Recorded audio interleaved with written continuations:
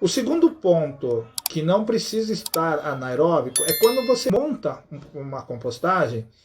Eu sempre falo que é importante que o resíduo ele esteja coberto, escondido, né, debaixo da fonte de carbono. Então o carbono, que todo mundo se preocupa com a relação com o nitrogênio, eu gosto de dizer que é um material estruturante. Esse material estruturante ele serve para oxigenar o processo e também para cobrir, para não deixar o resíduo exposto, por exemplo, a incidência do sol, e isso virá um atrativo devido à putrefação, devido à formação dos gases, para a formação desses, para a atração desses vetores. E além de tudo, de formação de odores. Se tiver proteína animal de alguma forma, uma vez, uma experiência com um cliente, ele recebeu um material de centro de abastecimentos de alimentos. Então vinha frutas, verduras, legumes, uma espécie de um Ceasa, tá? Então esse cliente trouxe esse material, porém ele não checou, não fez uma verificação do que tinha ali. A caçamba ficou exposta ao sol e infelizmente ali tinha proteína. Qual era essa proteína? Que é uma das piores para se trabalhar, não impossível, e é tranquilo para se trabalhar na verdade. Porém ele mal armazenado, ele é um grande atrativo. Que foram, como eram Ceasa, e nem sempre ainda, nos dias de hoje, lamentavelmente, nem todo mundo está fazendo uma boa separação, uma boa triagem dos resíduos.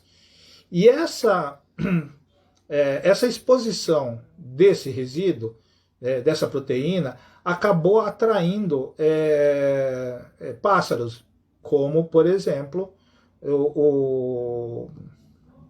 urubus, principalmente urubus. Assim, questão de 2, 3 horas de exposição, que o encarregado não prestou atenção, aquilo chamou a atenção e atraiu, né? Fora outras possibilidades se ficar mais tempo. Então, a formação desse odor, ele já vira um atrativo para você promover uma reprodução.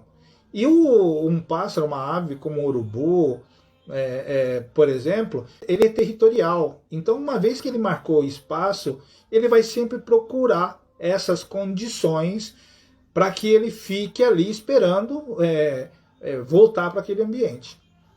Uma outra usina só tratava 1 tonelada por dia. Era uma empresa. Muito interessante que nessa vivência dessa empresa, que eles faziam em formas de leira mesmo, de canteiros, misturavam e cobriam com serragem. Porém, do lado da área coberta, inclusive, de compostagem, o volume era pequeno, tinha uma cava, né? Um ambiente como se fosse um aterro que era depositado os lixos em gerais. Então já era uma tendência que aquele ambiente tinha do lado essas aves. Não vi rato, mas aves tinha. O que acontecia? O pessoal da operação da compostagem, eles saíam para o almoço, nessa ausência de qualquer pessoa no processo, fazia com que os urubus fossem lá, buscassem o alimento que interessava para ele, então ciscava para todo o ambiente, eliminava porque eles comiam, né? Mas ficava tudo espalhado. Então, quando os operadores voltavam, tinham que refazer tudo, só que com aquele resíduo eliminado, né? Mas, como o urubu é territorial, ficou marcado. Uma outra experiência que eu passei numa grande empresa que processava 15 toneladas por dia, e eles faziam num sistema fechado, como se fosse uma caixa plástica aberta em cima, né? Vamos dizer assim para vocês entenderem, uma caixa d'água que sem tampa. Então eles trituravam, misturavam, a mistura não era bem elaborada, e aí o material ficava ali, nossa, e produzia muito líquido, porque a mistura com material estruturante era ruim. Passado alguns dias a formação de líquido, e aí eles, passado 20 dias, eles tombavam, assim, tiravam dessa caixa, né, e formavam leiras Então eles faziam 2 trabalhos, um de preparação dentro dessas caixas e depois eles tiravam.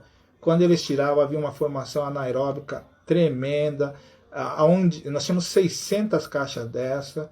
Ele era numa caixa dentro de um aramado, né, cortado só na superfície. Então a gente via uma situação muito complicada. E a região do norte, né, uma região muito quente, e aí a gente andava no meio de uma água que percorria diretamente, né, dos sistemas de produção. Então era muita larva, muita mosca.